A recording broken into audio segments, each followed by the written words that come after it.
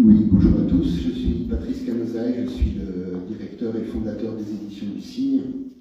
Je remercie l'association Appui Livre de nous avoir invités et je leur souhaite plein de succès dans toutes les manifestations qui vont organiser dans le futur. J'ai déjà eu la chance d'y assister il y a 2 ans avec mon ami Maggie de Bosser et je vous remercie de m'avoir invité. Là, je suis là en tant qu'éditeur pour présenter une de mes auteurs qui est à mes côtés, qui s'appelle Manon Godet. Manon a été j'ai publié Manon début 2022, et elle a été pendant 1 an la plus jeune auteure des éditions du Cygne. Et Manon est une très belle plume. J'ai beaucoup aimé son manuscrit. Quand Manon m'a envoyé son manuscrit, elle n'a pas mis de biographie, elle ne s'est pas présentée, elle a envoyé son manuscrit de manière neutre et brute, si je puis dire.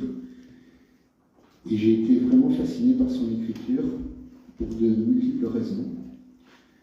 Manon est une militante pour la cause féministe, contre les violences sexuelles. Ça se sent évidemment dans ce qu'on a appelé avec le nom des nouvelles poétiques.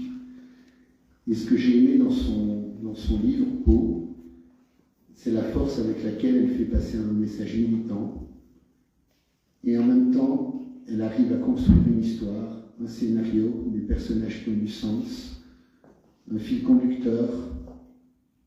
Et à côté de cela, et c'est cela qui m'a le plus séduit, elle le sait, chaque strophe, chaque page, chaque paragraphe est un poème exceptionnel à lui seul. Et c'est extrêmement rare de trouver à la fois un texte construit sur le long terme, comme un roman, et chaque passage pris isolément est d'une force, d'une pureté exceptionnelle. Et après, j'ai rencontré Manon dans la vraie vie pour la connaître et pour la publier. Et elle est devenue quelqu'un de très important pour moi, qui m'aide beaucoup aussi. Quand je vais bien, quand je vais mal, elle est toujours là et elle compte énormément pour moi. Voilà, j'ai dit ce que je voulais dire et je lui laisse la parole pour qu'elle vous lise quelques extraits donc, de ces nouvelles poétiques. Je suis pas sûre de maîtriser le micro, si c'est bon. Voilà, ok. Merci beaucoup pour cette présentation et merci beaucoup pour l'invitation. Je suis très heureuse et très émue d'être là. T'inquiète. Merci. Donc je vais lire des extraits de Peau. Il y a des moments où il y aura des prénoms qui vont apparaître parce que, comme l'a dit Patrice, c'est un texte qui met en scène des personnages. C'est pas des poèmes indépendants les uns des autres. Voilà, c'est juste pour vous prévenir qu'il y a des prénoms qui vont apparaître. Tout simplement. Romane. Je pense son nom si fort qu'il me réveille. J'aimerais qu'elle m'entende. Je m'éveille dans son costume, près d'elle. Elle ne parle que sur scène, elle n'entend rien. Il pleut des mots sur son corps, l'eau sourde noie la chair. Chacune de ses respirations soulève son cœur. Elles ont tant à dire. Je les écoute. Je veux leur parler. Je veux qu'elles sortent. Elle la gonfle de mots. Un empire de mots sous la peau. Ses veines bleues sont les chemins des mots. Ils dansent dans son corps pour monter jusqu'à ses lèvres. Une lande vivante de mots née au creux de son corps endormi.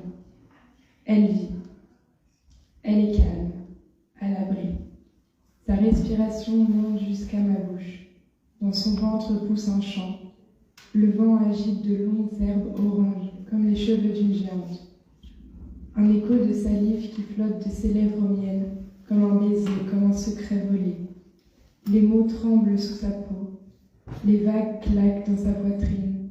La scène grince au loin.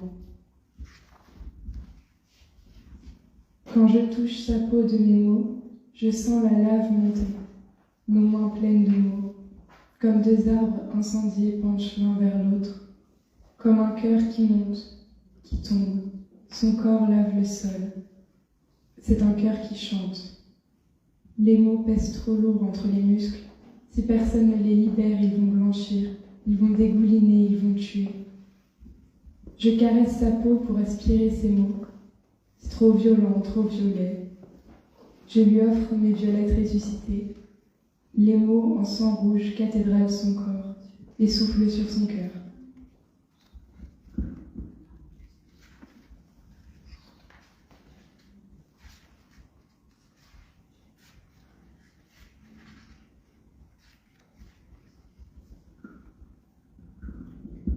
C'est un autre texte. Il n'y a pas de meilleure sensation que de se sentir s'enfoncer dans l'eau.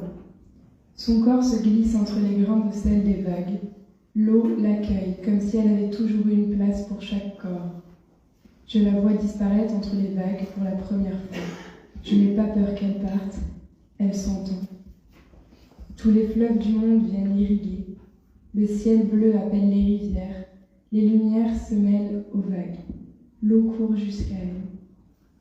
Je l'entends rire. Elle non plus n'a pas peur. Sous ses pieds, des nénuphars poussent.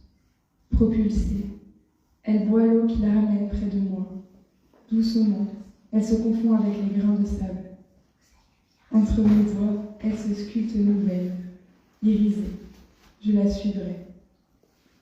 Son écho remplit ma bouche. Je sens sa langue courir sur moi un instant, remonter à mes lèvres. Sa chaleur caresse mes mains salées. Elle s'étend, ivre bleu à côté de moi. C'est trop tard pour le noir. Le bleu sourit, je le vois. Je vais lire un dernier passage, qui est le dernier texte de la deuxième section du recueil et qui fait écho au texte que je viens de vous lire parce que l'eau est un thème qui parcourt mes écrits. Si tu arrives et que je ne suis pas là, doux amour, si tu arrives et que je ne suis pas là, c'est que je serai déjà partie, je serai sortie. Va dans la baignoire, dis mon nom. Si jamais je t'entends, je répondrai. N'aie pas peur, je répondrai. S'il te plaît, doux amour, si tu arrives et que je ne suis pas là, ne me ramène pas. Je serai tombée dans mes couleurs et dans mes voix, à l'abri. Si tout ça se passe, prends-moi dans tes bras. Porte-moi jusqu'à la mer. Plonge mon corps dans les vagues fraîches et viens avec moi.